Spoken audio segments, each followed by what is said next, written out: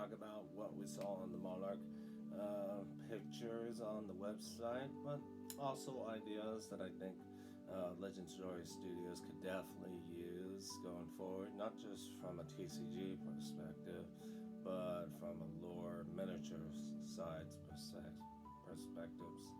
But also, let's get started. Based on the video, the picture that I seen,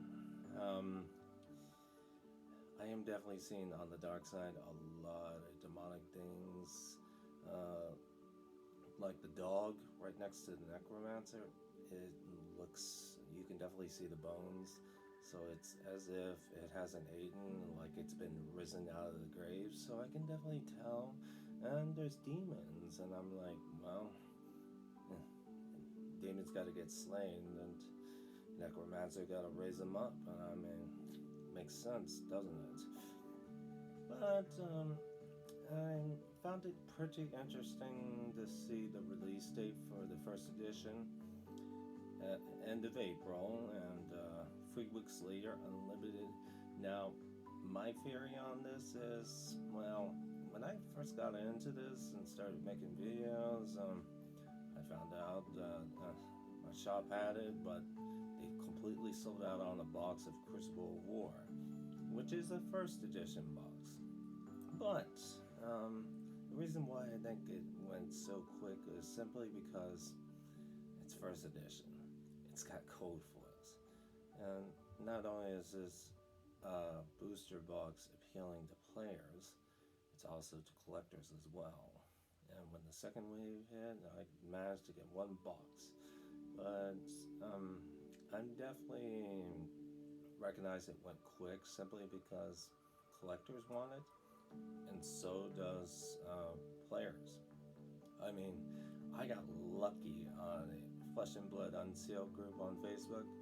I wagered $75, and I managed to get a Shiana, and that is my buddy. He mentioned that took him. He cracked open 20 or more boxes, so it's incredibly hard to get a Shiana. Even if you crack 20 or more boxes, your likelihood, it's an extremely rare card, and I got it out for grading. It'll be 3 months, 4 months before I get to see it and whatnot. So, but it's definitely out for grading. But anyway, people recognize that Shiana is a very difficult card to get. And I mean, the Arknight Shard's up there too, but not as rare as Shiana. Shiana is super difficult to acquire. And I recognize that, so that's the reason why. And the reason why I think they're releasing Unlimited 3 weeks later is simply to combat the collector's hoarding mentality, simply put.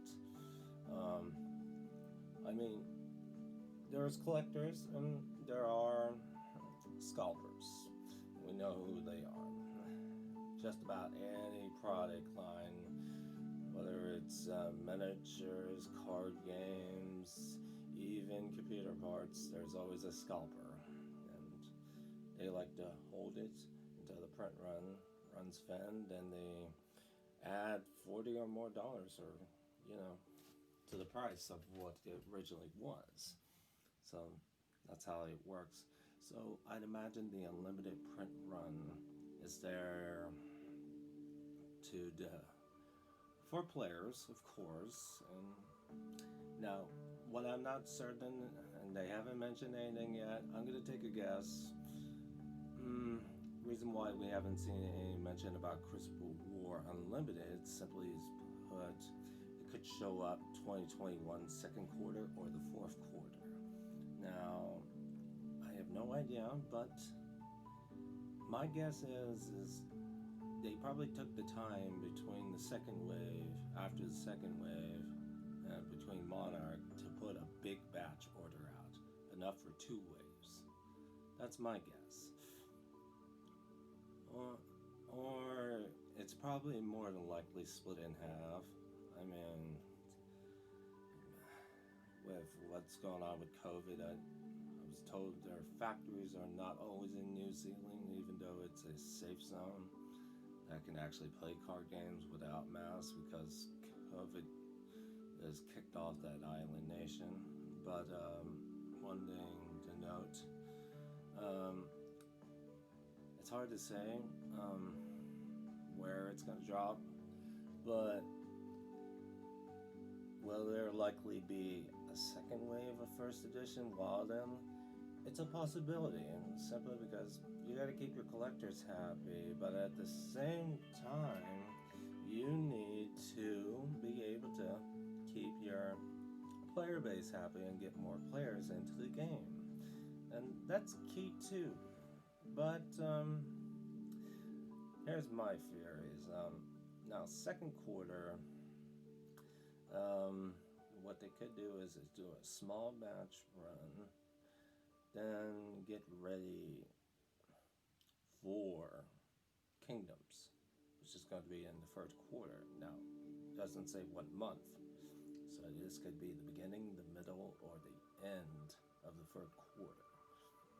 Now, potentially, we could probably see Crucible War Unlimited, because it's very much like a look at Gore, Tome of Gorganian Tome, or even Snag for that matter.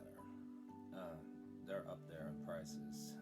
I got lucky enough to snatch a play set for $15 each, so $45. We know the prices now, and I was like, wow. Now, Crucible War is either going to be coming out Unlimited second quarter or the fourth quarter towards the later end. It's honestly hard to say, but I am certainly looking forward to it because I'm a big Arknight player, and I wouldn't mind trying, even though I might not be able to get a cold foil. I'd like to try my hands at getting an unlimited Arknight shard. I mean, I love Arknight, but let's talk about the light side. Now, some people are saying Valkyrie, that seems about right because they are angel warriors that fight. I'm like, Valkyrie, I wasn't even expecting this. And I'm like, it's looking pretty interesting. And I will definitely say this is part of the game plan of how they're going to change the game. Now, sure, cash in, which we have yet to see silver and gold. Now, I don't know if it's going to be in this set or in the third quarter, but I believe 2 new decks to the meta, plus cash in, that'll definitely shake up the meta. Now, the third equation is we don't know about mechanics, or for that matter, who's all getting support in this.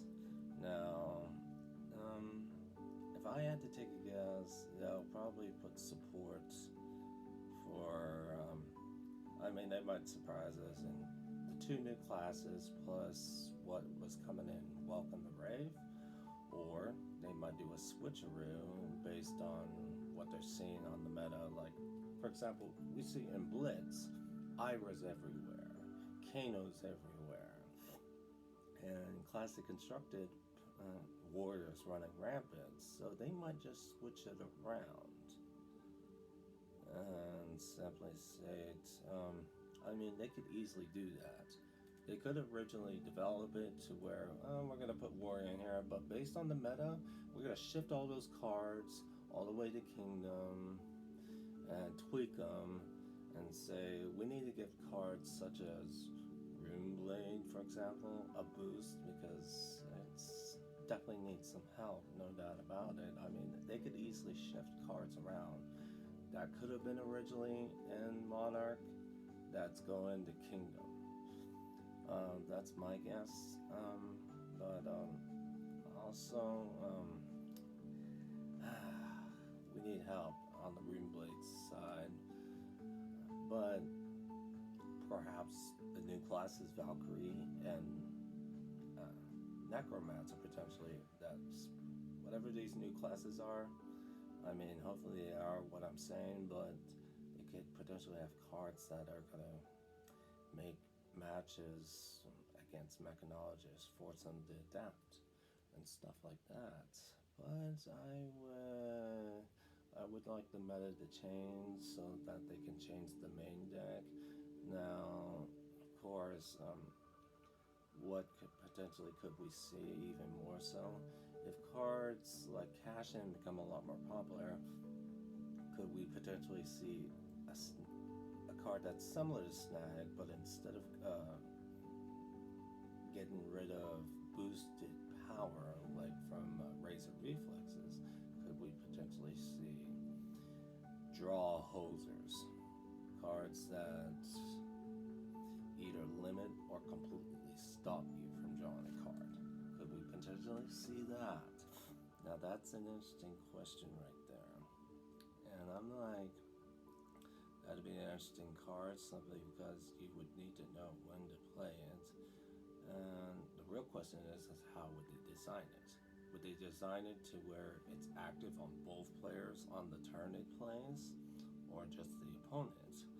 I mean, I think something that would allow, to be active on both players would allow it to be fair and balanced, and you would need to know when to use it.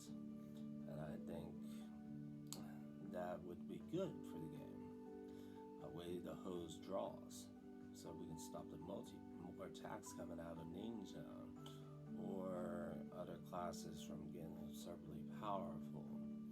I believe we need something like that. But anyway, enough for the TCG side. I've seen some interesting articles and videos, like Red Zone Rogue mentioned about PvE possibilities. Like, I watched this video and he was talking about raid style, like how they World of Warcraft TCG implemented raid on Onyxia, the dragon raid in the original Warcraft. I mean, that's definitely some interesting possibilities in TCG, or you can go arch enemy style. But I'd like to talk about it from a miniature standpoint, and simply because they put a lot of time into the lore, so I believe we can definitely go into the miniature side of this thing, not just, well, I'll explain it in a couple of seconds anyway.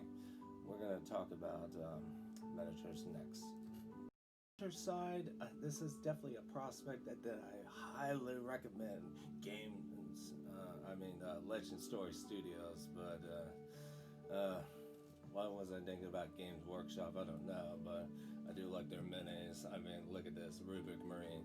It's grimdark style, but I wish I could turn off the LEDs, otherwise it's gonna blur my face and there's probably gonna be a reflection coming out of my glass, so this is the best I can light it up. But Rubik Marine from Thousand Suns. But anyway, Legend Story Studios.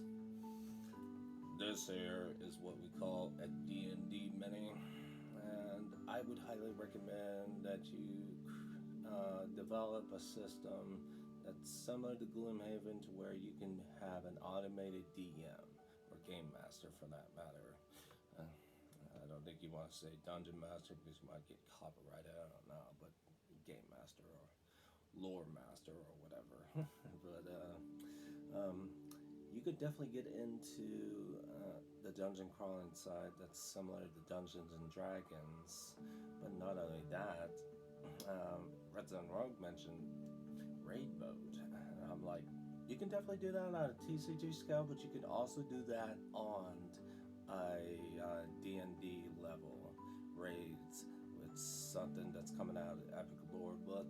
And speaking of, whenever COVID, I don't think you need to worry about the lore books, but I definitely like the Welcome and Rave that the shop had at Critical Games and Hobbies. I'll be sure to leave a link in the description because they're helping me out with gameplay videos, and boy, my brain was getting dried up. I didn't want to put out repetitive stuff, and I seriously gotta say thank you to Critical Games and Hobbies for allowing me to have live gameplay Blitz game or even Classic Constructed. Thank you very much. But anyway, over at Critical Games and Hobbies, they just opened up Blitz matchups. We got armor events coming, so I got more on that. But raid mode, let's get back to that. You could definitely go that route too, from a TCG, but or even miniature side. But also, notice I mentioned Warhammer 40k. Now, I don't want to say this is a bashing video or me trying to. This is me forming my opinion about Games Workshop. Now, there are some good things and there are some bad things, but I am not trying to slander them or anything like that. But this is my honest opinion. You can go wargaming route based on what I'm seeing, but you can definitely go wargaming. Oh yeah, I left off at Critical Games because of the lore book, but anytime once COVID restrictions and you can get factories working faster, please make the lore books, because I've had some players say they want that kind of cover on D&D covers. I mean, they love it, the way the book cover looks. Continue to make amazing book covers. If you were to go down a dungeon crawler route for your brand, Flesh and Blood, do the same book cover because it's phenomenal. But anyway, on to wargaming. Now, I like Warhammer 40k because cool looking minis, and yes, there's a steep cost, but once you get past the buy barrier, they don't get rid of troop choices, or for that matter. And you get Warhammer Legend rules if your book ain't in the codex. But the thing is, I definitely like the miniatures. However, like any other company, the other major miniature games have gone digital. But yet, we have to buy so many books in order to play the game. Now, in my honest opinion, hopefully Games Workshop is watching, but pay attention, Licensed Story Studios. Well, go digital, and if you want to try to inject some lore into the game, you can definitely go the Black Library route that Games Workshop has done. I mean, it's there for a reason. Put the lore there. Don't charge us for lore plus rules. That's my honest opinion. And now I don't know where you would go for miniatures route. You could hire someone like Cool Mini, or you can start it up yourself. I mean, that'd be a pretty good boon, though. Starting up a miniature game in New Zealand, that'd be a good way to provide some income to that island nation. So there's definitely that. But here's the thing about miniatures as well. You would be also creating a secondary market as well.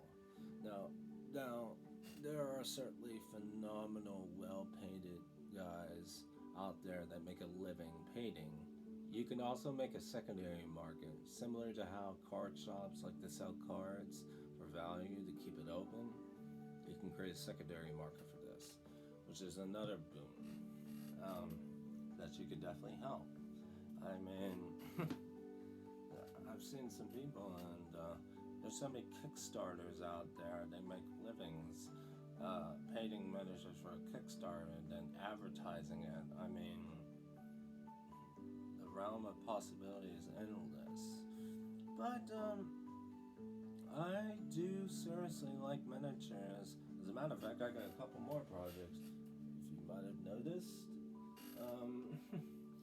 one thing that I'm currently working on.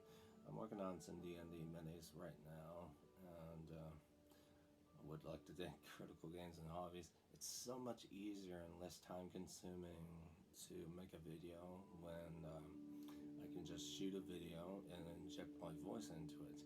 Because now I definitely got a bit more time to paint minis, but I'm definitely doing a diorama project with LED lighting, and it's definitely coming, and I've already shown a picture in the Critical Games and Hobbies Players Guild if you guys want to join, but that's a group for players who show up in East Liverpool, Ohio.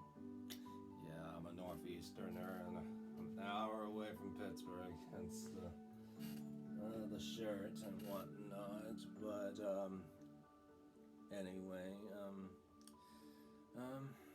diorama project. That's why I like miniatures as well.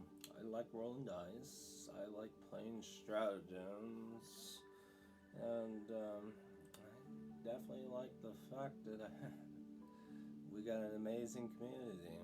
And thank you, Legendary Studios, for creating a game that's gonna really definitely help local game stores, because community definitely does matter, and based on reprint policies that other TCG card games got, you and alongside with Pokemon are definitely helping the card shop that I hold dear, who have been playing card games, rolling dice for quite some time, is able to be open.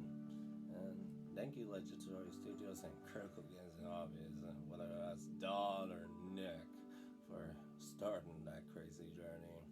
I mean, I didn't really have a place to go after the locker room, wherever Guy is. I wish him the best of luck. I'm not certain I haven't been able to get a hold of him, but thanks, Guy, for starting the community. I mean, some of those community members, they've definitely carried over to Critical Games and Hobbies, and it has played a role, and thank you very much. And this is Moss Holder out from Grim Realms Gaming, and I would like to remind you, enjoy the grind with either some limited if you're on the go, or if you're not having to be responsible under the wheel, enjoy some Twisted Tea. But anyway, have a good day.